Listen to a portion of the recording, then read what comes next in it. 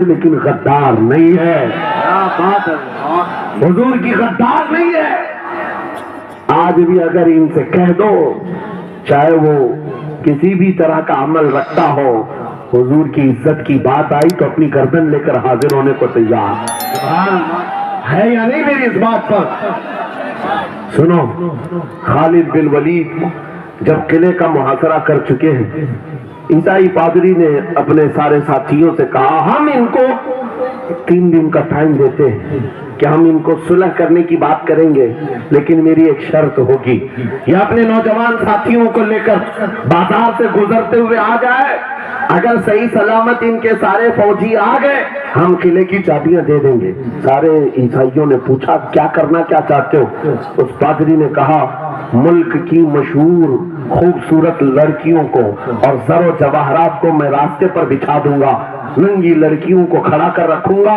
جب خالد بن ولید کی فوج یہاں سے گزرے گی، نوجوان ہے، نفس بھڑکتا ہے، اور اس طرح سے ایک نوجوان کو خریدنے کے لیے 2 ہی چیزیں ہوتی ہیں، ایک عورت ہے، دوسری دولت ہے، اور نوجوان اس میں پھسل جاتا ہے. میں جانتا ہوں کہ جب یہ دونوں چیزیں سجا کر رکھ دی جائیں، خالد بن ولید کے یہ لشکری ٹوٹ پڑیں گے عورتوں پر اور دولت پر، ہم آسانی سے ان پر قابض ہو جائیں گے. سب نے واہ واہ کیا، تالیاں بجائی، اور پادری آ کر خالد بن ولید سے کہتا ہم آپ سے لڑنا نہیں چاہتے، ہم آپ سے مقابلہ نہیں کرنا چاہتے. آپ 3 دن کے بعد اپنے لشکریوں کو لے کر اس بازار سے گزرتے ہوئے آ جائیے، صحیح سلامت اگر آپ پہنچ گئے تو قلعے کی چابیاں آپ کے حوالے کر دوں گا. توجہ، خالد بن ولید نے کہا منظور ہے، یہ شرط میں اتفاق کرتا ہوں. واپس آیا، اپنے ساتھیوں سے کہا جنگ نہیں کرنی ہے، لیکن ایک ہی شرط انہوں نے رکھا ہے، 3 دن کے بعد اس بازار سے گزر کر ہمیں جانا ہے، لیکن کوئی نہ کوئی حربہ تو ہوگا، کوئی نہ کوئی سازش تو ہوگی، ہر چیز کے لیے تیار رہنا. خالد بن ولید اپنے ان نوجوان لشکریوں سے کہہ رہے تھے اے نوجوانوں، توجہ سے سننا اس بات کو، آج بھی دنیا یہ سارے حربوں پر عمل کر رہی ہے ہمارے ساتھ، ہمارے نوجوانوں کے ساتھ. خالد بن ولید کے 3 دن گزر گئے، عیسائیوں نے اپنی تیاریاں خوب کر لی، بازار میں اوڑیاں لباس میں، آدھے لباس میں ننگی لڑکیوں کو کھڑا کیا، زر و جواہرات دولت کے انبار بچھا دیے. جب خالد بن ولید کے سپاہی میدان میں گزرتے ہوئے اس بازار میں آتے ہیں، پہلا قدم رکھا تھا، نظریں پڑ گئی، خالد بن ولید رک گئے، پلٹ گئے، اپنے لشکریوں سے کہا وہی آج میں تم سے کہہ رہا ہوں. انہوں نے کہا تھا اے نوجوانوں، اے رسول اللہ کے فدائیوں، تمہاری امتحان کا دن ہے، آج تمہارے امتحان کا دن ہے. اگر تمہارا قدم پھسل گیا صبح قیامت تک تم پر لعنتوں کی پھٹکار ہوگی، اور اگر جمع رہا صبح قیامت تک اللہ کی رحمت کے پھول برسائے جائیں گے. نوجوانوں نے پوچھا کرنا کیا ہے ہمیں، آج کون سے امتحان میں کامیاب ہونے کا طریقہ کیا ہے اس امتحان میں؟ خالد بن ولید نے کہا کچھ نہ کرنا، بس اپنے رسول کی سنت پر عمل کرنا. کہا ہم تو کرتے ہیں، یہاں کیا کرنا ہے؟ خالد بن ولید کہتے ہیں میں نے میرے مصطفیٰ کریم کو دیکھا ہے، جب رسول اللہ مدینے کے بازار سے گزرتے تھے اپنی نظریں نیچی کر کے جاتے تھے. آپ تم بازار سے جا رہے ہو، بس اس سنت پر عمل کر لو، اپنی حیا کی نظریں جھکا کر چلنا، پھر اس کے بعد اللہ مالک ہے. خالد بن ولید کے جوش اور بلبلے سے بھری ہوئی یہ تقریر ایسی اثر کر گئی، وہ نوجوان 1-2 نہیں تھے، سینکڑوں کی تعداد میں تھے، سر جھکائے بازار سے ایسے چل رہے ہیں. تاریخ نگار کہتے ہیں وہ اس طرح سے چل رہے تھے کہ ان کے سروں پر انڈا بھی رکھ دیا جاتا تو نہیں گرتا، نہ ادھر ہلائے نہ ادھر ہلائے، نہ ادھر دیکھے نہ ادھر دیکھے، اور برابر اپنی نظریں زمین پر جھکائے ہوئے تیزی سے چلتے ہوئے اس قلعے کے فاتح تک پہنچ گئے. وہاں وہ پادری صاحب انتظار میں تھے، بھٹک گئے ہوں گے، عورتوں سے نکل گئے ہوں گے، دولت جمع کر رہے ہوں گے، مگر یہ دیوانے ٹھکراتے ہوئے ہر دولت اور عریانیت کو اس قلعے کے فاتح تک پہنچ گئے.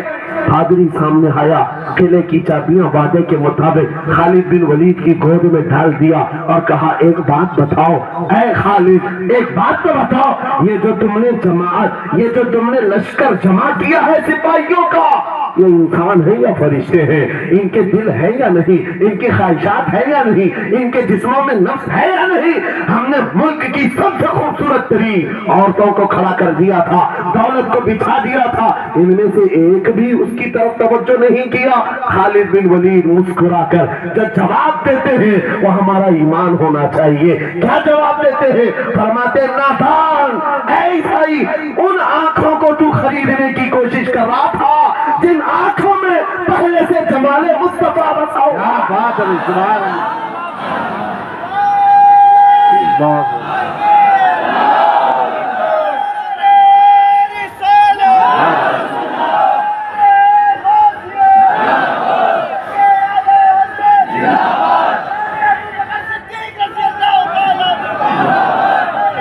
یہ جو لوگ لائٹ کے قریب ہیں ان سے گزارش ہے کہ آپ ہٹ جائیں۔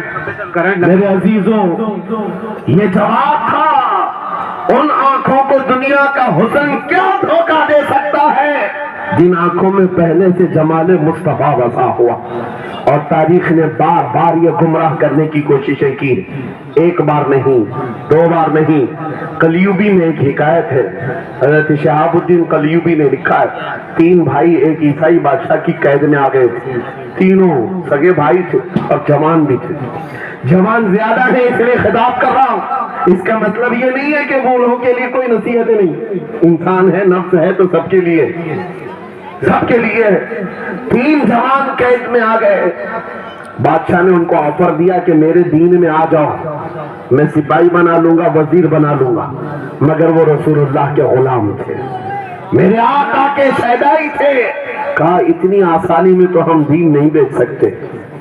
توجہ ہے نوجوانوں، یہ سب تمہارے ساتھ ہو رہا ہے۔ دولت تمہیں دکھا کر، حسن تمہیں دکھا کر اگر دنیا خرید سکتی ہے تو لعنت ہے ایسے تمہاری زندگی پر، چپ ہے۔ پھر وہ کیسا ایمان والا ہے، کیسا مسلمان ہے جس نے اپنے نبی کی محبت کو ہلکی چیز میں بیچ دیا؟ اس کا کوئی تعلق نہیں ہے۔ الا لا ایمان لمن لا محبت له، اعلیٰ حضرت نے لکھا ہے اس کا ایمان ہی نہیں جس کے دل میں میرے آقا کی محبت نہیں۔ کیا بات ہے، اگر محبت ہے تو سودا نہیں کرو گے۔ 3 بھائی ایک بادشاہ کی قید میں آ گئے اور ان کو آفر دیا گیا، دین بدل لو، ہمارے دین میں آ جاؤ، چھوڑ دیں گے۔ سخت تھے، جمے ہوئے تھے، ڈٹے ہوئے تھے، کہا نہیں۔ کہا جلاد کو بلاؤ، کوڑے مارو، کہا تیار ہیں ہم۔ اتنا نہیں، بادشاہ اتنے غصے میں تھا، جلاد کو بلایا اور کہا ایک کڑھائی لاؤ، تیل ڈالو اور کھولاؤ۔ تیل ڈال کر کے کھولایا گیا۔ جب تیل کھولنے لگا، ان تینوں میں سے بڑے بھائی کو اٹھا کر تیل میں ڈال دیا، چلتے ہوئے تیل کے اندر۔ جب اس نوجوان کو ڈالا گیا، یہ حالات آ گئے، یہ باتیں یاد رکھنا۔ تھوڑی دیر کے بعد بادشاہ نے دوسرے سے کہا اب بتاؤ تمہارا کیا ارادہ ہے؟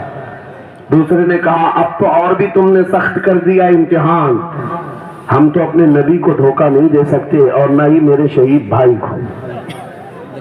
بادشاہ نے دوسرے کو اٹھایا اور تیل میں ڈال دیا، کھولتے ہوئے تیل میں ڈال دیا، 2 شہید ہو گئے۔